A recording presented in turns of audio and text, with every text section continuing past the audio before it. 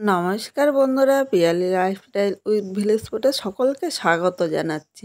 আজকে নিরামিষ পেঁপে দুর্দান্ত একটা রেসিপি তোমাদের সাথে শেয়ার করবো। গাছে দেখো অনেক পেঁপে হয়েছে, আর গাছটা অনেক বড়। গাছ থেকে একটা পেঁপে পেড়ে নেবো। এখানে পেঁপে পেড়ে নিয়ে আমি রান্নাঘরে চলে এসেছি, আর একা একা ভিডিও করছিলাম, তাই ফোনটা হাতে, তাই পেঁপে পাড়ার সময় সেই ভিডিওটা আমি করতে পারিনি। এখানে প্রথমে পেঁপেটা আমি কেটে নেব। আর এই মাত্র পেঁপেটা পেরেছি, পেঁপেটা কিন্তু একদম কচি। এখানে দেখো পেঁপের কিন্তু দানাও হয়নি। আর এই পেঁপেগুলো না খুব সুন্দর সেদ্ধ। এই পেঁপে দিয়ে তরকারি রান্না করলে দুর্দান্ত লাগবে। যে কোনো নিরামিষ দিনে আমরা ভাবি কি রান্না করবো, অবশ্যই এইভাবে একবার ট্রাই করে খেতে কিন্তু দুর্দান্ত হবে। এখানে পেঁপেটা প্রথমে ভালো করে পরিষ্কার করে, মানে পেঁপের খোসাটা একদম ডিপ করে কেটে নেবে, যাতে পেঁপের গায়ে খোসার এই সবুজ অংশটা না থাকে। দেখো এইভাবে পরিষ্কার করে নিয়েছি। এবার একটা চামচ নিয়েছি, চামচটা দিয়ে পেঁপের এই ভেতরটা আমি পরিষ্কার করে নেব।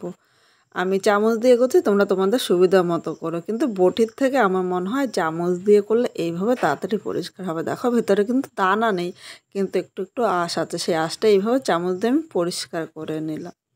এবার একটা পেঁপে এবার মাঝখান দিয়ে কেটে এরকম ছোট ছোট করে পিস করলাম। খুব বেশি বড় করব না, দেখো এইভাবে মাঝারি সাইজ করে কেটে নেব। এইভাবে পুরো পেঁপেটা আমি কেটে নিচ্ছি। এখানে পেঁপেটা কাটা হয়ে গিয়েছে। এবার একটা পাত্রের মধ্যে আমি জল নিয়ে নিলাম। এই পেঁপেটা আমি পরিষ্কার জল দিয়ে 2-3 বার ধুয়ে নেব। অবশ্যই পেঁপেটা কেটে কিন্তু ভালো করে ধুয়ে নিতে হবে। এখানে পেঁপেটা ধুয়ে এই থালার মধ্যে আবার নিয়ে নিলাম। এখানে এই বাটির মধ্যে আমি 1 চামচ গোবিন্দভোগের চাল নিয়েছি। এবার চালটা আমি পরিষ্কার জল দিয়ে 2-3 বার ধুয়ে নেব। দেখো চালের থেকে একটা সাদা পাউডার মতো আসে, এইভাবে চালটা কিন্তু ধুয়ে নিতে হবে। আর এই গোবিন্দভোগের চালটা দেওয়াতে এর গন্ধই কিন্তু দুর্দান্ত লাগবে এই পেঁপে রান্নাটা। অনেকে তো অনেক রকমভাবে রান্না করেছেন, আজকে কিন্তু একদম সম্পূর্ণ অন্যরকমভাবে রান্না করব। এদিকে একটা কড়াই বসিয়ে দিয়েছি, কড়াইয়ের মধ্যে আমি সর্ষের তেল নিয়ে নিলাম। আমি সর্ষের তেল দিয়ে করছি, ইচ্ছে করলে তোমরা সাদা তেল দিয়েও রান্নাটাই করতে পারো। এবার এই জায়গায় 1/2 চামচ কালো জিরে সম্বাদ দিয়েছি। 1 সেকেন্ড আমি ভেজে নেব। 1 সেকেন্ড ভেজে নিয়েছি। এবার এখানে যে পেঁপেগুলো আমি ধুয়ে রেখেছিলাম, পেঁপেটা এর সাথে আমি নিয়ে নিলাম। পেঁপের মধ্যে স্বাদ অনুযায়ী লবণ নিলাম। এখন আমি হলুদ দেবো না, আর সম্পূর্ণ রান্নাটা কিন্তু হলুদ ছাড়া করব। এবার লবণটা এর সাথে নেড়ে চেড়ে মিশিয়ে মিডিয়াম টু লো আগুনে পেঁপেটা 2 থেকে 3 মিনিট ভেজে নেব।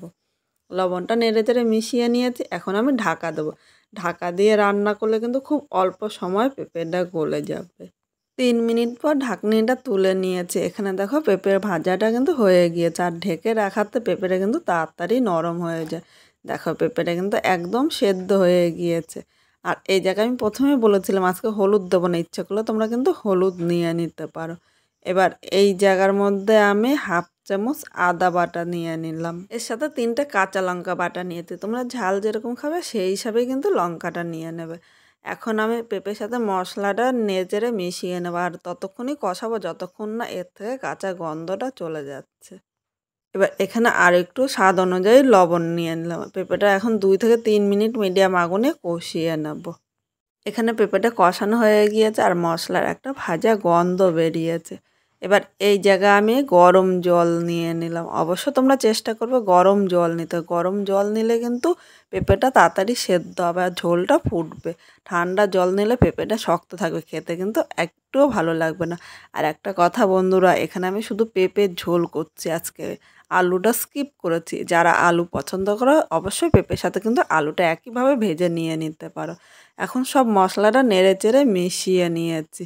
এবার এখন কিন্তু আর ঢাকা দেবো না, কারণ পেঁপেটা সেদ্ধ হয়েছে, ঢাকা দিলে পেঁপেটা গলে যেতে পারে। এইভাবে আমি আরও 2 থেকে 3 মিনিট রান্না করে নেব। এবার এখানে দেখো আমি যে গোবিন্দভোগের চালটা আমি ভিজিয়ে রেখেছিলাম, এই জল ছাড়িয়ে চালটা নিয়ে নিয়েছি। এই পাটার মধ্যে আমি নিয়ে নিলাম। আমি এই পাটায় বাটছি, ইচ্ছে করলে তোমরা কিন্তু মিক্সচারও বেটে নিতে পারো। এখন কিন্তু এর মধ্যে আমি জল দেবো না, জল ছাড়া এই গোবিন্দভোগের চালটা বেটে নেব। এই গোবিন্দভোগের চালের গন্ধটাই কিন্তু এই পেঁপের তরকারিটা খেতে দুর্দান্ত লাগবে। আমরা তো একই রকমভাবে নিরামিষ রান্না করি, কিন্তু আজকে একটু অন্যরকমভাবে এইভাবে একবার অবশ্যই বাড়িতে ট্রাই করবে। এখানে গোবিন্দভোগের চাল বাটাটা হয়ে গিয়েছে। এবার এই চাল বাটাটা আমি একটা বাটির মধ্যে নিয়ে নিলাম। এদিকে পেঁপের ঝোলটা কিন্তু ফুটতে শুরু করেছে আর পেঁপেগুলো একদম সেদ্ধ হয়ে গিয়েছে, দেখেছো? ঢাকা দিলে পেঁপেটা কিন্তু আরও সেদ্ধ হয়ে যেত। এবার এই জায়গায় যে আমি গোবিন্দভোগের চালটা বেটে রেখেছি এই বাটাটা নিয়ে নিলাম। বাটির গায়ে অল্প চাল বাটা লেগে আছে, তাই এই বাটিটা ধুয়ে সামান্য জল নিলাম। এবার এই চাল বাটাটা পেঁপের সাথে নেড়ে চেড়ে মিশিয়ে নেব। আজকে আমি পেঁপে সাদা মাটা তরকারি রান্না করেছি। আর শেষে গোবিন্দভোগের চালের গন্ধটাই কিন্তু এই পেঁপেটা খেতে দুর্দান্ত লাগবে। এবার শেষে আমি একটুখানি মিষ্টি দিলাম, মিষ্টি না দিলে কিন্তু এর স্বাদটা ব্যালেন্স হবে না। যারা মিষ্টি পছন্দ করে না অবশ্য সামান্য একটু পরিমাণে দিয়ে মিষ্টিটা নেড়ে চেড়ে মিশিয়ে নিলাম।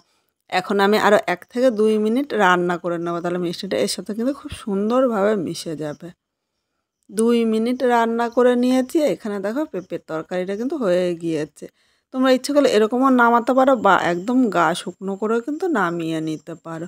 আমি আর 1 মিনিট জাল দিয়ে নেব। এখানে দেখো পেঁপের তরকারিটা হয়ে গিয়েছে। এবার একটা পাত্রের মধ্যে আমি নামিয়ে নিলাম। আজকে খুব সাধারণভাবে পেঁপে সাদামাটা তরকারি রান্না করেছি। তোমাদের কীরকম লাগলো অবশ্য কমেন্ট করে জানাতে কিন্তু ভুলো না। এটা ভাত বা রুটি দুটোর সাথে কিন্তু দুর্দান্ত লাগবে খেতে।